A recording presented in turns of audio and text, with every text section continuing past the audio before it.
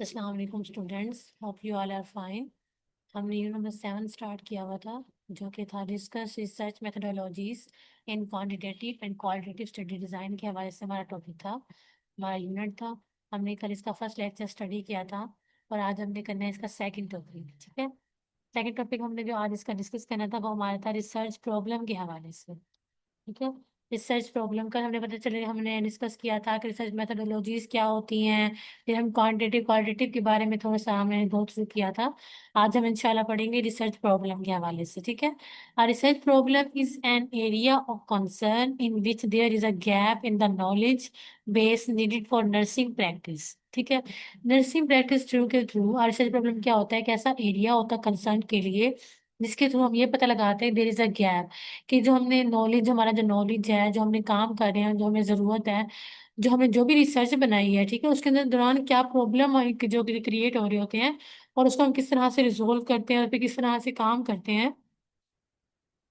Basically उसे हम कहते हैं रिसर्च प्रॉब्लम। ठीक है, the problem statement in a study usually identifies N area of concern for a particular population that requires investigations. ठीक है, वो कह रहे थे प्रॉब्लम स्टेटमेंट जो हम कहते हैं इन स्टडीज, हमारे स्टडी के दौरान यूजुअली क्या आइडेंटिफाई करती है, द एरिया ऑफ कंसर्न हमें बताती है। ठीक है, फॉर अ पर्टिकुलर पॉपुलेशन, एक पर्टिकुलर पॉपुलेशन को लेकर दैट रिक्वायर्स इन्वेस्टिगेशन, जो क्या रिक्वायर कर रहा होता है, हमारे लिए इन्वेस्टिगेशन को रिक्वायर कर रहा होता है।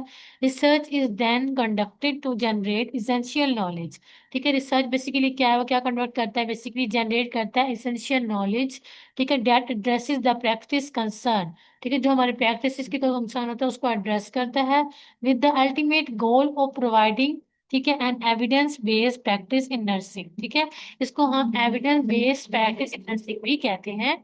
ठीक है, the research problem is usually broad and could provide the basis of several studies. Basic research problem जो है वो क्या usually हमें provide करता है, broad and could provide, हमें क्या provide करता है, basis of several studies। हमने अपनी studies को लेकर, अपने काम को लेकर, अपने research को लेकर जो different several methods किए हैं, उनके दौरान कोई प्रॉब्लम आ चुकी है, उसको किस तरह से रिजोल्व करना है। ठीक है, रिजोल्व कर किस तरह से हमने उसके रिजल्ट एक्यूरेट हमें प्रोवाइड करने हैं। तो ये सारा काम किसका होता है, रिसर्च प्रॉब्लम, कि उन्हें प्रॉब्लम्स जो भी आ रही होती है उनको सर्च करना होता है, उन पे काम करने के बाद आप उन्होंने उसका रिजल्ट देना होता है हमें, कि इसकी जो ये प्रॉब्लम थी किस तरह से आई आई थी, हमारे डाटा के अंदर इंक्लूड हुई थी, किस तरह से हमने इसको रिमूव किया है, और हमारे रिजल्ट जो है वो क्या आ रहे हैं, एक्यूरेट आ रहे हैं। नेक्स्ट हमारे पास जो टॉपिक है वो हमने डिस्कस करना है वो है लिटरेचर रिव्यू के हवाले से है। Researchers conduct a literature review, researcher जो होते हैं ना वो कंडक्ट करते हैं ये literature review to generate a picture, क्या जनरेट करने के लिए, एक पिक्चर जनरेट करने के लिए, और what is known and not known, कि हम जिस चीज के बारे में जानते हैं और नहीं जानते हैं, अबाउट अ पर्टिकुलर प्रॉब्लम, वो प्रॉब्लम जो भी है, कोई पर्टिकुलर किसी किस्म की प्रॉब्लम है जिसको हम जानते हैं या नहीं जानते हैं। ठीक है, एंड टू डॉक्यूमेंट, और वो डॉक्यूमेंट भी हो सकता है, why a study needs to be conducted, हमें क्यों जरूरत पड़ी, हमें क्यों पेश है कि हम उसको स्टडी करें, ताकि जो हमें कंडक्ट करना है उसके लिए क्यों जरूरत आती है। ठीक है, इसलिए हम इसको यूज करते हैं। Relevant literature includes only those sources that are pertinent to our highly important in providing the in-depth knowledge needed to study a selected problem।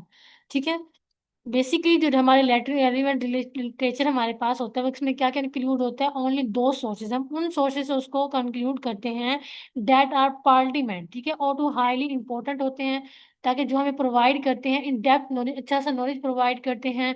ठीक है, हमें जिसकी ज़रूरत होती है कि सिलेक्टेड प्रॉब्लम, ताकि हमारे प्रॉब्लम को उसी तरह से सिलेक्ट कर सके, उस पर काम कर सकें, स्टडी कर सकें उसको। Often the literature review section concludes with a summary paragraph। Basically जो लिटरेचर रिव्यू सेक्शन हमारे पास होता है वो क्या कंक्लूड करता है, एक समरी पैराग्राफ कंक्लूड करता है, दैट इंडिकेट, जो कि क्या इंडिकेट करता है, the current knowledge of a problem, जो हमारा करंट नॉलेज होता है ना प्रॉब्लम के हवाले से, उसको लिटरेचर रिव्यू क्या करता है, इंडिकेट करता है, समरी पैराग्राफ प्रोवाइड करता है। ठीक है, and identifies the additional research, और हमारे मजीद एडिशनल रिसर्च को आइडेंटिफाई करता है, दैट इज नीडेड, जो कि बहुत ज़रूरी होता है, टू जनरेट, ये जनरेट करने के लिए, एसेंशियल एविडेंस फॉर प्रैक्टिस। ठीक है, जो हमने रिसर्च प्रॉब्लम अपना बनाया है, ठीक है, उसको हमें किस तरह से एविडेंस के तौर पर रखना है, किस तरह से एविडेंस के नतीजे पर हमें उसको जनरेट करना है, इस चीज़ के लिए क्या होता है, बहुत ज़रूरी होता है लिटरेचर रिव्यू। नेक्स्ट हमारे पास है a framework is the abstract, ठीक है, theoretical basis for a study that enables the researcher to link the findings to nursing body of knowledge.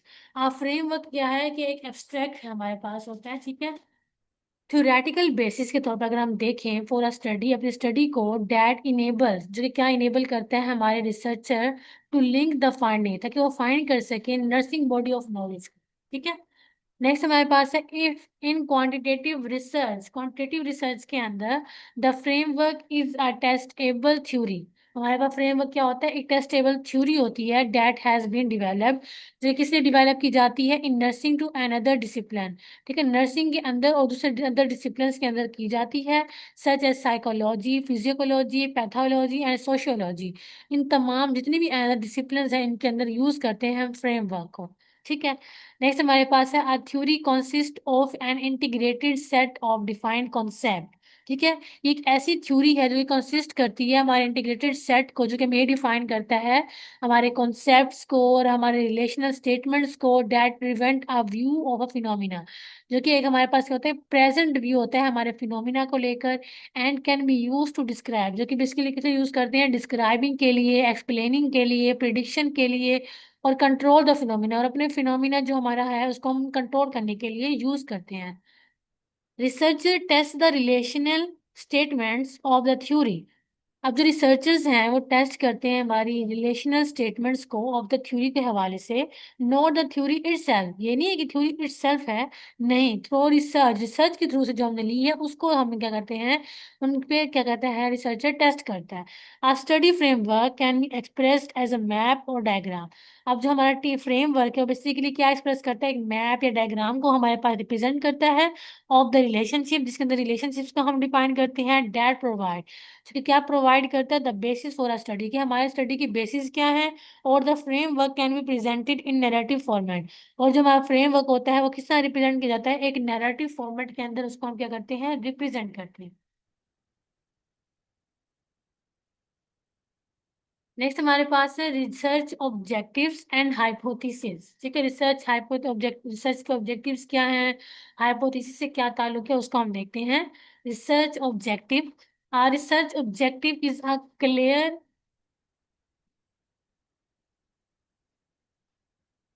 Sorry, research objective is a clear and specific statement. Research के objective क्या है कि ये हमारे पास क्या होता है, क्लियर स्पेसिफिक स्टेटमेंट होती है डेट आउटलाइंस, जो कि आउटलाइन बनाती है व्हाट द रिसर्चर एम्स, कि रिसर्चर का एम क्या है।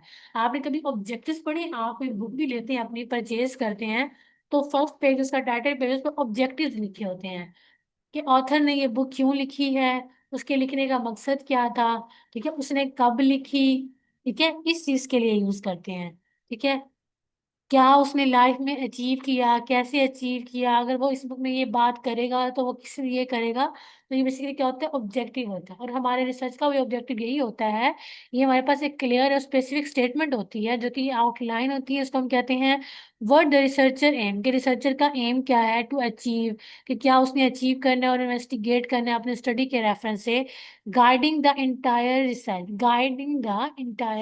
रिसर्च, और it defines the purpose and scope of the research. Basically क्या डिफाइन कर रहा होता है, हमारे रिसर्च का स्कोप क्या है, उसका पर्पस क्या है, इसके लिए guiding the entire research process, और हमारे पूरे इंटायर रिसर्च प्रोसेस का किस तरह से मेन्यू है, किस तरह से वो गाइड कर रहा है चीज़ों को, किस तरह से वो लेकर उन पे काम कर रहा है, इस चीज़ के लिए भी होता है। Research objectives are often specific, measurable, achievable, relevant and time bound, ठीक है। हमारे पास रिसर्च ऑब्जेक्टिव्स होते हैं वो क्या होते हैं, स्पेसिफिक, जो है नहीं है कि वहां पे देखिए पूरी बुक तो अंदर मेंशन है, सिर्फ उसके ऑब्जेक्टिव्स को लेकर उसका ऑब्जेक्टिव पेज बनाया गया है, ठीक है, वो हमारे पास क्या होता है, स्पेसिफिक वैल्यूज होती हैं, स्पेसिफिक हमारे पास होती हैं, उसके अंदर चीजें इंक्लूड होती हैं, मेजरेबल, अचीवेबल, जो कि अचीव करनी है, रेलिवेंट, हमारे टॉपिक के रेलिवेंट होती हैं, एंड टाइम बाउंड, जो कि हमारा टाइम कंज्यूमिंग होती हैं, टाइम वेस्टिंग नहीं होती हैं।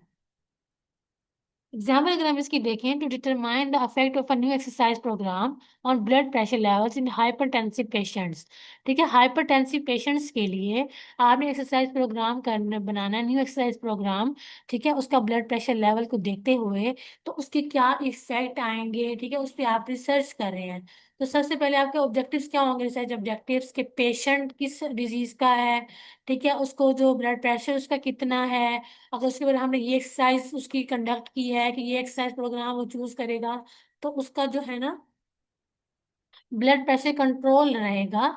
तो उसके लिए वो अपनी वजूहात बताएगा, रीजन उसके ऑब्जेक्टिव में हम लिखेंगे कि ये रीजन थी, इसलिए ये प्रोग्राम जो है रिसर्च इसका एक्सरसाइज प्रोग्राम ये बनाया गया है, ठीक है, वो किस तरह से इफेक्ट कर रहा है, इस चीज को हम देखते हैं।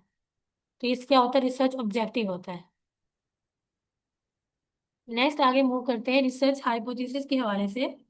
अब रिसर्च हाइपोथेसिस क्या होता है हमारे पास, research hypothesis is a testable prediction. Basically क्या है, ये एक टेस्टेबल प्रिडिक्शन हमारे पास है, हाइपोथेसिस, ठीक है। और स्टेटमेंट, एक हमारे पास स्टेटमेंट होती है that proposes a relationship between two और मोर वेरिएबल्स, ठीक है, दो या दो से ज्यादा वेरिएबल्स के दरमियान में क्या रिलेशनशिप आ रहा है, उसके लिए हम यूज करते हैं, और ये हमारे पास क्या होती है, एक स्टेटमेंट होती है। It is often based on theoretical expectations. Basically ये किस पे बेस कर रही होती है, हमारे थ्योरेटिकल एक्सपेक्टेशंस पर, और प्रियोर रिसर्च, और हमारे रिसर्च के ऊपर कर रही होती है, and is use to guide, और हम इसलिए किस लिए यूज करते हैं, टू गाइड द इन्वेस्टिगेशन, ताकि हम अपनी इन्वेस्टिगेशन को अच्छे तरीके से गाइड कर सकें। Hypothesis can be directional, specifying the direction of the relationship, और non directional, simply stating that a relationship exist, ठीक है ना। हमारे पास जो हाइपोथेसिस क्या होता है वो दो तरह से होता है, एक हमारे पास होता है नल हाइपोथेसिस, एक हमारे पास होता है ऑल्टरनेटिव हाइपोथेसिस। अब जो हमारे पास नल हाइपोथेसिस होता है, ठीक है, हमारे पास स्टेटमेंट होती है कि जो हमने, फॉर एग्जाम्पल, कि मैं कहती हूँ आज बारिश होगी या आज बारिश नहीं होगी, तो मेरे पास दो स्टेटमेंट्स हैं हाइपोथेसिस की, ठीक है ना। तो ये हमारे पास इन्वेस्टिगेशन के लिए क्यों जरूरी होती है, जब हम इन्वेस्टिगेशन कर रहे होते हैं तो हम ये पूछ रहे होते हैं कि आपने ये मेडिसिन कितने अरसे के लिए ली, या कितने अरसे के लिए आपने ये मेडिसिन नहीं ली। तो ये क्या होती है, हाइपोथेसिस टेस्टिंग होती है, ये आप इन्वेस्टिगेशन के थ्रू अपने अल्फाज यूज करते हैं। फिर आप उनसे पूछते हैं कि अगर आप इस अपने शुगर लेवल को कंट्रोल करने के लिए डेली बेसिस पे एक्सरसाइज कर रहे हैं, उससे आपको क्या लगता है कि फर्क पड़ रहा है। सेकंड ओपिनियन हमारे पास क्या आ जाएगा कि फर्क नहीं पड़ रहा। तो बेसिकली हमारे पास टू वेरिएबल के दरमियान रिलेशनशिप है, बात एक ही की जा रही है लेकिन उसके रिलेशनशिप को हम देख रहे हैं। तो ये हमारे पास सारा काम किसका होता है, हाइपोथेसिस का होता है। अगर इसकी एग्जाम्पल की तरफ हम गौर करें कि patients who participate in the new exercise programme, ठीक है, पेशेंट जिन्होंने पार्टिसिपेट किया हमारे न्यू एक्सरसाइज प्रोग्राम के अंदर, will have significantly lower blood pressure, जिनका सिग्निफिकेंटली क्या है, ब्लड प्रेशर लो है, ठीक है, compared at to those which do not participate, उनके बरक्स जिन्होंने पार्टिसिपेट नहीं किया है, ठीक है। जिन्होंने पार्टिसिपेट किया है उनका जो ब्लड प्रेशर है वो सिग्निफिकेंट आ रहा है, मतलब बेहतरीन आ रहा है, उनका ब्लड प्रेशर कंट्रोलिंग के अंदर है। उसके बरक्स, ठीक है, मैं दो स्टैंडर्ड बना रही हूँ ना, कि जिन पेशेंट्स ने एक्सरसाइज प्रोग्राम को ज्वाइन किया है उनके जो ब्लड प्रेशर है वो कंट्रोलिंग में है, और उनका रिजल्ट सिग्निफिकेंट आ रहा है, ठीक है। और एक ऐसे पेशेंट जिन्होंने ज्वाइन नहीं किया एक्सरसाइज प्रोग्राम, तो उनसे क्या है, उनका ना तो ब्लड प्रेशर कंट्रोल हो रहा है और ना ही उसके रिजल्ट्स क्या आ रहे हैं, सिग्निफिकेंट आ रहे हैं। तो ये सारी बात क्या हो रही है, दो तरफा हो रही है। तो ये हमारे पास क्या है, हमारे पास हाइपोथेसिस है, जिसके लिए हम यूज करते हैं रिसर्च हाइपोथेसिस। और रिसर्च ऑब्जेक्टिव्स की भी आपको समझ आ गई होगी। तो ये आज हमने अपने सेकंड टॉपिक किया है इस चैप्टर के हवाले से, जब हमने यूनिट नंबर 7 स्टार्ट किया है। होप सो कि आपको समझ में आ जाएगा, सारा थ्योरी बेस पे ही है। आप इसको बार बार पढ़ेंगे समझेंगे तो आपको इंशाल्लाह क्लियर हो जाएंगी सारी चीजें।